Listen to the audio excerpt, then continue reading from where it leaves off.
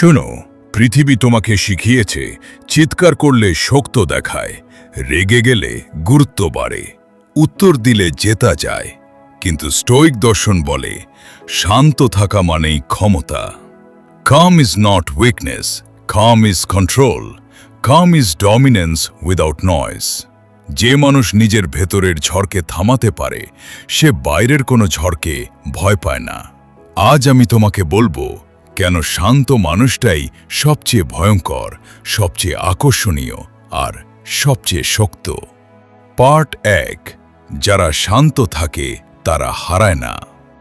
রেগে গেলে তুমি হারাও তোমার নিয়ন্ত্রণ, চিৎকার করলে তুমি হারাও তোমার মর্যাদা, অতিরিক্ত কথা বললে তুমি হারাও তোমার রহস্য।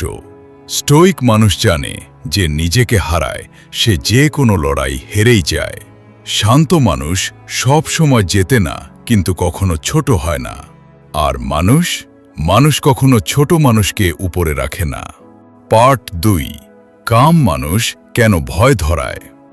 ভাবো, একজন মানুষ রেগে চিৎকার করছে আর একজন চুপচাপ তাকিয়ে আছে। কে বেশি শক্ত?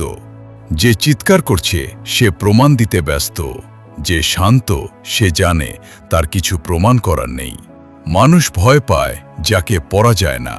শান্ত মানুষকে পড়া যায় না, তারা কখন কি ভাবছে বোঝা যায় না, আর এই অনিশ্চয়তাই তাদের ক্ষমতা। Part 3। Calm is power in relationships. মেয়েরা কখনো শব্দে আকৃষ্ট হয় না, তারা অনুভবে আকৃষ্ট হয়। যে পুরুষ জোর করে টানে না, রেগে দখল নেয় না, আবেগে নিজেকে ভাঙে না, সে নিরাপদ লাগে। আর নিরাপত্তাই সবচেয়ে গভীর আকর্ষণ। স্টোইক মানুষ কারো পেছনে দৌড়ায় না, সে নিজের পথে হাঁটে। আর আশ্চর্যভাবে যে নিজের পথ ঠিক রাখে মানুষ তাকেই অনুসরণ করে। পার্ট 4। নীরবতা মানে নিষ্ক্রিয়তা না। ভুল বোঝো না, শান্ত থাকা মানে কিছু না করা না।